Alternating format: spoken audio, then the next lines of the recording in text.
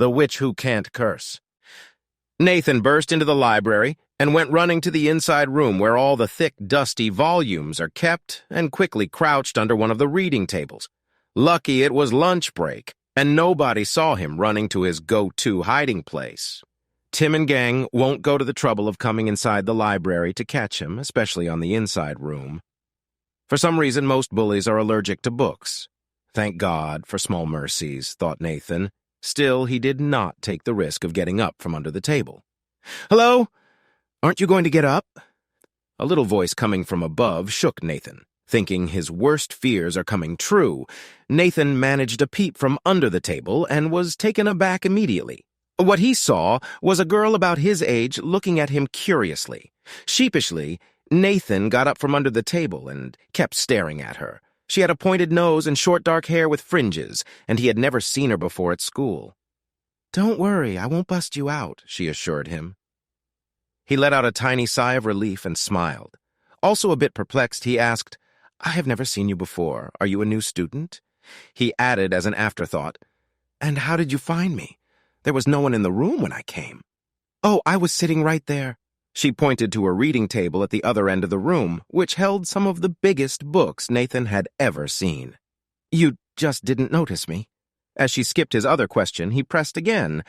"Well, I am Nathan, and you are?" "I am in hiding too, sort of," she confessed.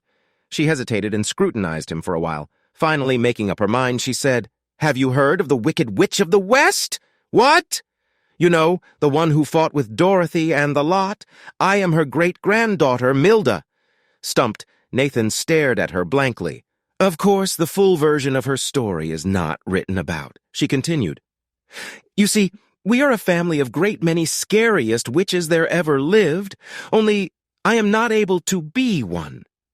She looked so sad that Nathan almost felt sorry for her. He opened his mouth and closed again. She went on. "There is not one evil spell that I have not tried. Nothing has worked, and I have a freaking legacy to live up to. Gee, have you ever felt so disappointed in yourself?" Nathan made another attempt to speak. Still, no words. He started to rub his eyes as if to come out of any dream he might be having. That's when she noticed the broken glass dial of Nathan's watch. "What happened to your watch?" Milda inquired. Frankly, a little relieved of the change in topic, he tried to point outside. "It's those guys, Tim and friends." She nodded understandably, and she held her two index fingers together and pointed at the watch, reciting something quietly. Voila.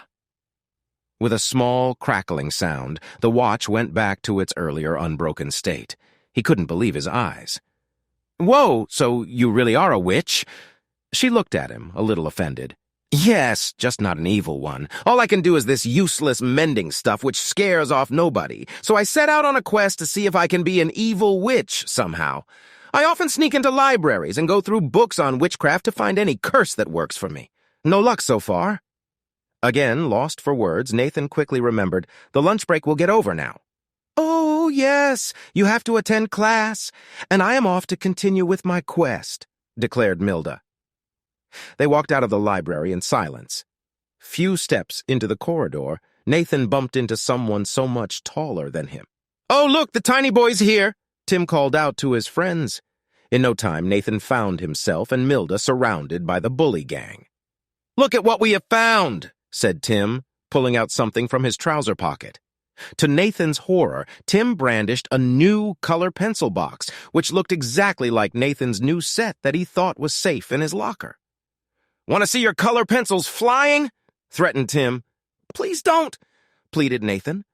Before he could complete his sentence, Tim threw down the box with a lot of force, scattering broken color pencils all over the floor. The act was accompanied by roaring laughter from Tim's friends. Suddenly, there was a small crackling sound, and all the broken color pencils got mended on its own and rearranged themselves back into the box, which then flew to Nathan's hands. There was total silence. Tim and his bewildered friends looked at Nathan and now noticed the girl who had her index fingers pointed at the cooler pencil box. Terrified, they took a step back. Enjoying this, Milda now pointed her index fingers at Tim and acted like reciting something. A very, very scared Tim ran away faster than a speeding bullet. His friends, too, followed suit. Milda and Nathan burst out laughing. They continued laughing till their stomachs hurt. "Did you see the look on his face?" asked a giggling Milda. "Today's the best day ever, even better than my birthday," replied Nathan. Milda was very happy to hear that, and continued giggling. "Hey, you just scared off someone, and that too the biggest bully no less," pointed out Nathan. Milda stopped laughing. It just hit her.